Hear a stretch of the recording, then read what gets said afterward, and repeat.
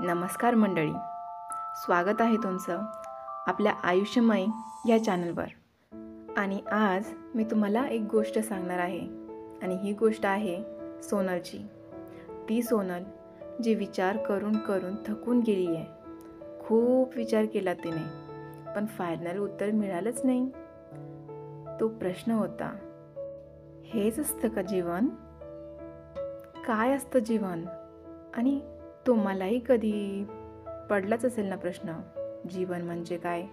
पण तुम्हाला पडो ना पडो, सोनलला हा प्रश्न रोज विचारात पाडतो. आणि आता ती विचार करून करून खूप थकून गेली आहे. आणि त्यासाठी तिने तिच्या मैत्रिणीला बोलवलं आहे. बघा आता पुढे काय होतं आहे. ती आणि तिची मैत्रीण मिळून या प्रश्नाचं उत्तर शोधतील का? काय वाटतं तुम्हाला, शोधतील का? तिची मैत्रीण आली, त्यांची चहापाणी झाली आणि मग तिची मैत्रीण तिला म्हणाली, काय चाललंय? काय विचार करते एवढा? तुला बघून कळतंय खूप महत्त्वाचाच विचार चाललाय तुझ्या डोक्यात काहीतरी.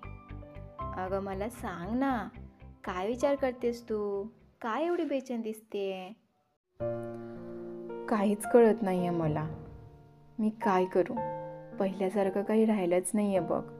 मी खूप प्रयत्न करते चांगला आणि पॉझिटिव्ह विचार करण्याचा, पण यातून बाहेर कसं पडू याचा काही मार्गच मिळत नाही आहे. आता मला तूच सांग, कसा पिच्छा सोडू मी स्वतःचा? अगं अगं अगं हो, पण सांगशील का नेमकं काय चाललंय तुझ्या विचारांत आणि कशापासून पिच्छा सोडवायचा आहे तुला?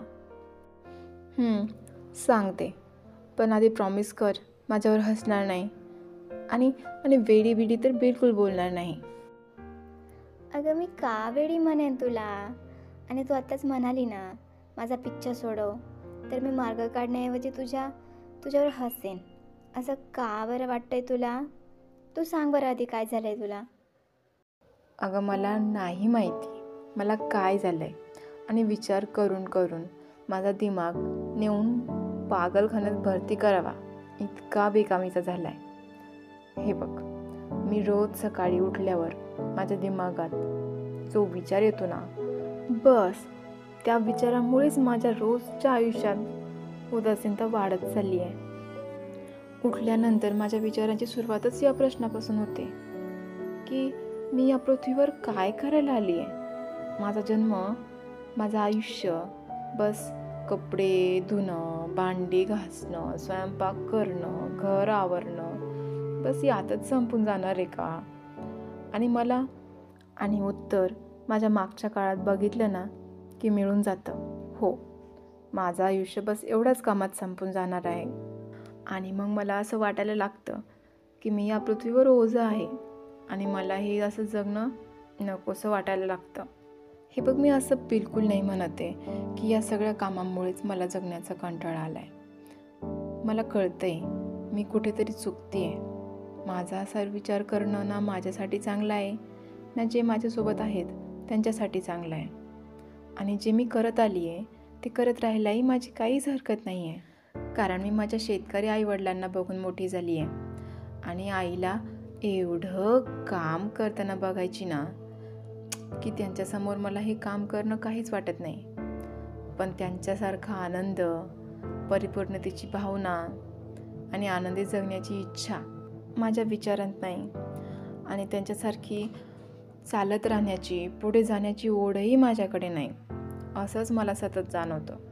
आणि तिथून पुढेच नको ते विचित्र विचार करायला लागते मी. तुला सांगू का, ते मला बघून एवढे सुखावतात ना की काय सांगू. त्यांच्या आनंदाला व्यक्त करण्यासाठी शब्द कमी पडतील. आणि मी बघ कसला विचार करून स्वतःच्याच आयुष्यात नैराश्य वाढवण्यात लागलेली आहे. अगं सोनल, शांत हो, आवर स्वतःला. तुझ्यासारख्या शिकल्या सवरलेल्या मुलीला असं बेबस होणं शोभत नाही. आणि तुला सांगायचं म्हणजे जीवन तर असंच असतं बघ, असं वाटतंय मला. आता माझंच बघ ना, मीही तेच करते जे तू करतेस, उलट तुझ्यापेक्षा जास्तच. बाई, आता मी सांगते तुला माझा दिवस कसा सुरू होतो. मी अशी छान गाढ झोपेत असते आणि माझ्या दरवाजावर दना हात आपटत असतो तो माझ्या सासूचा, मला उठवण्यासाठी 5 वाजल्यापासून. आणि मी बघितल्यावर वाजलेले असतात 5:10. 10 मिनिटं उशीर झालाय उठायला म्हणून त्यांच्या लाल चेहऱ्याकडे तर काही पाहावलेच जात नाही. आणि लगेच पारशा कामाला भिडावं लागतं. झाडून झुडून इथून तिथून साफ करायचं, पुसून काढायचं, गोठा साफ करायचा आणि मग स्वतःचं आवरायचं. आणि मग झाला रोजचा बेचा पाडा सुरू. मग दुरडी भरून पोळ्या लाटायच्या, काही भाकरी टाकायच्या, पातेलं भरून भाजी करायची आणि अजून ठेचा भाजायचा.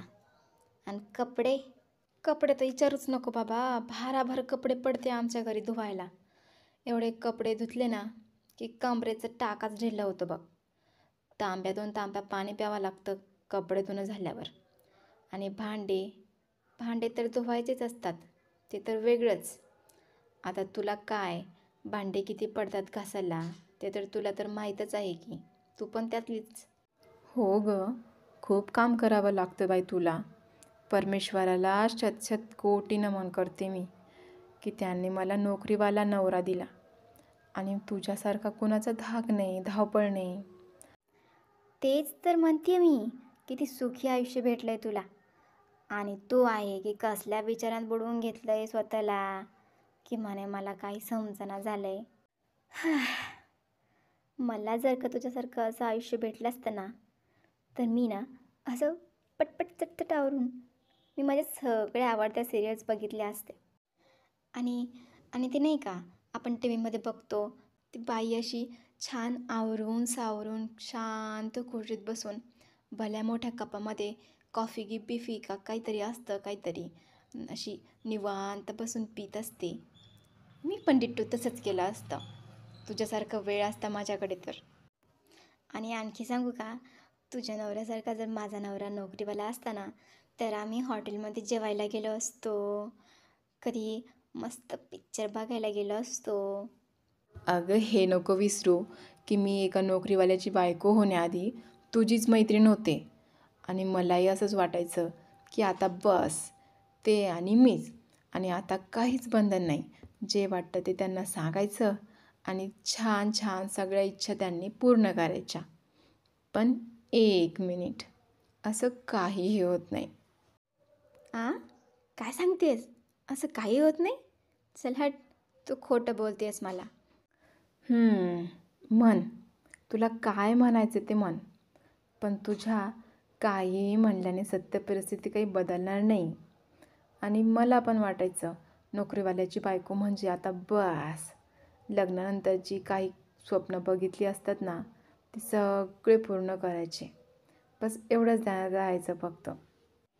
या कलरची साडी घ्यायची, त्या कलरची साडी घ्यायची, ह्या रविवारी हे खायचं, त्या रविवारी पॉपकॉर्न खायचे आणि पिक्चर बघायचा.